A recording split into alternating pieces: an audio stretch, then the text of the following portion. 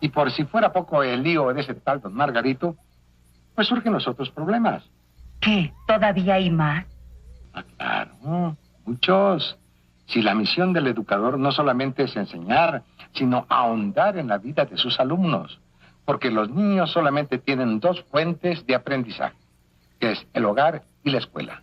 Si falla una, la otra no funciona. Es sencillamente como el box.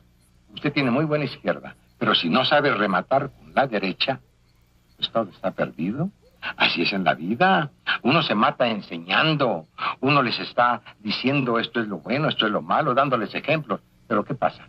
Vuelven al hogar, ven los ejemplos malos y ya no saben distinguir de lo bueno y de lo malo. Y entonces se les olvidó lo que uno les enseñó. No me diga que también ya conoce la vida de sus chamacos. La estoy conociendo.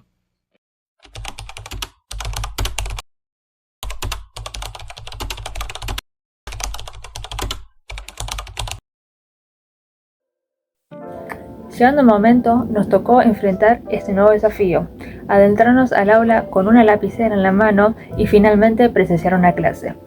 En este segundo capítulo desarrollaremos el cómo fue nuestra experiencia usando conceptos que aprendimos a lo largo del año para analizar y entender mejor cada decisión tomada en las clases que presenciamos. Sin más que decir, comencemos. La persona que nos recibió en las observaciones de primaria fue la docente María José, quien con suma amabilidad nos presentó a sus alumnos de sexto año. Se trató de un grupo tranquilo y obediente, o al menos así es como respondían a las peticiones de la docente, a quien se le puede apreciar disciplina y cierto nivel de exigencia, podemos decir una maestra chapada a la antigua. Según palabras de María José, se trataba de un grupo de pandemia, refiriéndose a que se trataban de chicos que pasaron de año, pero sin haber aprendido realmente los contenidos necesarios.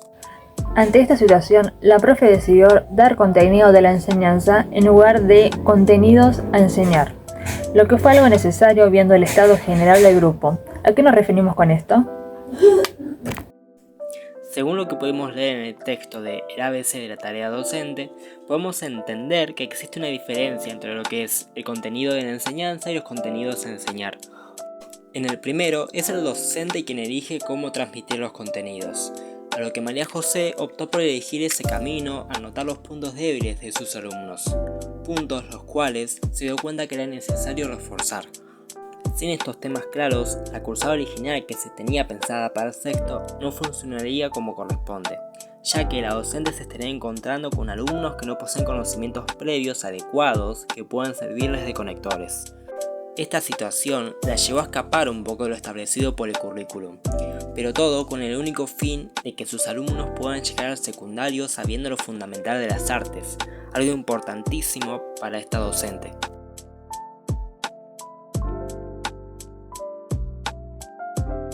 Tanto en la primaria como en las clases del jardín, dirigidas por la profe Bruñocoli, podemos notar este concepto más que interesante y con gran importancia a la hora de analizar una clase.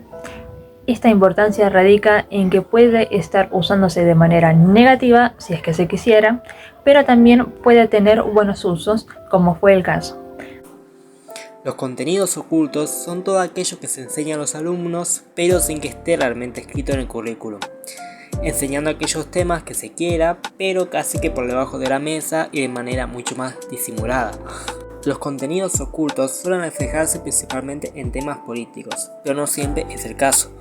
Lo que podemos notar en las clases es que por medio de estos contenidos ocultos se incentiva mucho a la colaboración, la participación oral, el compañerismo y la individualidad. Algo necesario de comparar y marcar sus diferencias son las dinámicas de las clases del jardín y de la escuela. En ambos casos se tienen condiciones, estrategias y contenidos distintos, por lo que claramente las clases se desenvolvieron de formas propias. En el caso del jardín, las clases duran solamente 45 minutos y parte de ese tiempo se pierde en presentar la clase, el cierre, que los alumnos puedan lavar sus manos y ordenar lo que se haya usado. La actividad estaba claramente pensada y diseñada para durar poco, además de poseer un componente principalmente lúdico, pensando en la edad que tienen los pequeños. Simplemente se les indicaba cómo llevar a cabo la actividad, el tema de la clase y cuándo finalmente concluía. Mientras tanto, en el primario, las clases son más extensas y la actividad pierde un poco ese componente lúdico. Todo esto para centrarse principalmente en los conceptos y contenidos a aprender. El interés comienza a inclinarse hacia la teoría y a los conocimientos antes que a la experimentación y al juego. Sin embargo, a pesar de estar presente una consigna que busca enseñar ciertos contenidos, se les ofrecía un espacio a los alumnos para que puedan expresar su creatividad, se les permitía expresarse, una parte fundamental del arte. Esta libertad regalada a los alumnos nos puede llevar y hacer pensar en el libro Los espacios creativos en la educación, escrito por la docente, artista y fundadora del instituto, Graciela Borwich. En este libro podemos leer la siguiente cita: la expresión libre no es dejar al niño solo liberado a la expresión de sus pensamientos sobre su papel en el blanco, ni ante un espacio vacío. Todo esto llevándonos a reflexionar sobre la importancia de darle a los niños una libertad creativa auténtica. Asimismo, tanto en el jardín como en el primario se organizaban salidas educativas a distintos lugares de su propio entorno y su cultura, sin limitarse únicamente a las actividades en el aula. Al momento de preguntar por estas salidas, fue más que interesante ver cómo las salidas estaban muy relacionadas a la cultura propia del lugar, tema del cual hablamos en el capítulo anterior. En la escuela, las salidas estaban más inclinadas hacia lo urbano, aprovechando aquellos lugares cercanos, mientras que en el jardín las salidas estaban mucho más enfocadas hacia lugares naturales de la zona, fomentando el cuidado del medio ambiente y la naturaleza, algo lógico viendo la presente cultura rural de la zona. Nuevamente podemos volver a citar a Graciela pensando en la importancia que tiene el relacionar la cultura local con el aprendizaje. La enseñanza de las artes plásticas debe aprovechar las tradiciones artísticas locales y nacionales.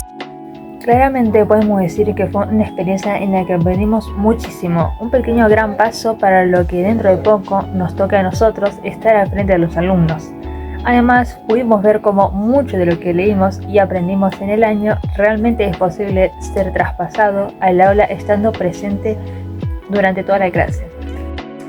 Finalmente, terminamos con este segundo episodio.